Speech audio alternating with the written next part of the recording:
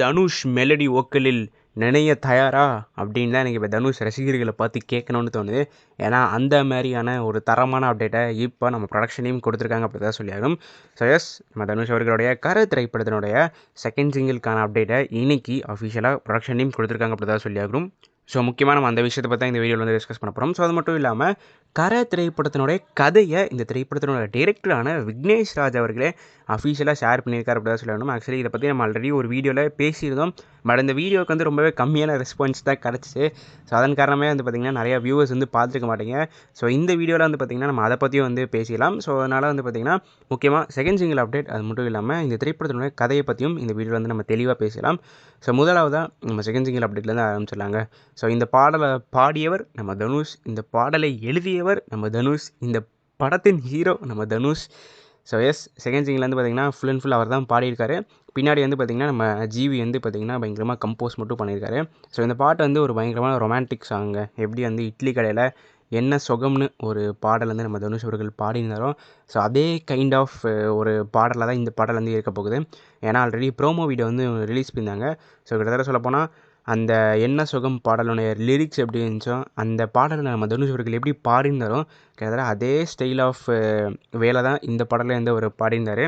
So இந்த பாடல் வந்து பயங்கரமாக ஒரு சென்சேஷ்னல் ஹிட்டு நம்ம சோஷியல் மீடியாவில் கிடைக்கும்னு நம்புகிறேன். ஏன்னா எனக்கு பர்சனலி வந்து பார்த்திங்கன்னா ரொம்பவே ஒரு நல்ல மெலடியாக வந்து அந்த பாடல் வந்து இருந்த மாதிரி ப்ரோமோவில் வந்து தெரிஞ்சு. ஸோ அதனால் அந்த பாடல் ஒரு மிகப்பெரிய ஒரு ஹிட் வரும்னு வந்து எக்ஸ்பெக்ட் பண்ணுறேன். பட் ஆக்சுவலி ஃபஸ்ட் சிங்கிலே வந்து பெரிய ஹிட் வந்து வாங்கியிருக்க வேண்டியது, அந்த பாடலுக்கு ஒரு ப்ராப்பரான ப்ரமோஷன் பண்ணாதனாலே வந்து பார்த்திங்கன்னா மக்கள் மத்தியில் அந்த பாடல் வந்து போய் சேரல. கரசாமின்னு ஒரு பயங்கரமான எலிவேஷன் சாங் வந்து நம்ம ஜிவி வந்து தனுஷ் கம்போஸ் பண்ணியிருந்தார். சூப்பராக இருந்துச்சு.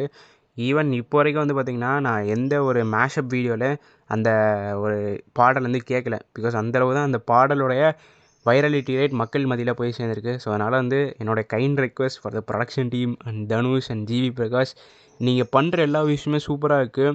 ஒரு போர் தொழில் டேரக்டர் வந்து பார்த்திங்கன்னா இன்னொரு படம் பண்ணுறாருங்கிறதே நிறைய பேருக்கு தெரியாமல் இருக்குது. ஸோ அதனால் வந்து நீங்கள் படத்துக்கு வந்து ப்ரொமோஷனுக்கு இன்னும் கொஞ்சம் கான்சென்ட்ரேட் பண்ணால் நல்லாயிருக்குங்கிறது என்னுடைய ஒரு கைண்ட் ரெக்வெஸ்ட். ஸோ நிறைய பேர் வந்து ஃபஸ்ட் சிங்கிளே பார்த்துருக்க மாட்டீங்க. ஸோ அதனால் இப்போ போயிட்டு ஃபஸ்ட் சிங்கிள் பார்த்துட்டு அதுக்கப்புறம் வந்து நீங்கள் வெயிட் பண்ணுங்கள். ஏப்ரல் 8ஆம் தேதி, அதாவது இன்றைக்கி மத்தியானம் 6 மணிக்கு வந்து பார்த்திங்கன்னா உங்களுக்கு செகண்ட் சிங்கிளும் வந்து வந்துடும்.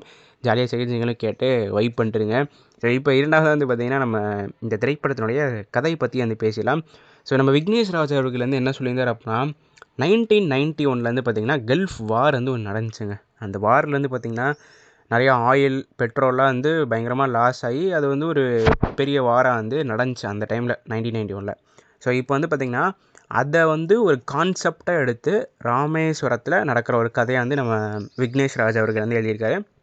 ஸோ இந்த கதையோட மெயின் மோட்டிவ் வந்து என்னன்னாங்க, பஞ்சுகள் எல்லாத்தையும் வந்து எரிக்கிறாங்க. அதற்கு அகெயின்ஸ்டாக நம்ம தனுஷ் அவர்கள் வந்து மக்கள் கூட நின்று போராடி அதற்கான ஒரு ப்ராப்பரான நீதியை வாங்கி தர மாதிரி தான் கதை. இதில் முக்கியமான விஷயம் வந்து என்னென்னா, நம்ம தனுஷ் அவர்களுக்கு ஒரு பாஷா மாதிரி ஒரு டிரான்சிஷன் வந்து இருக்க போகுது.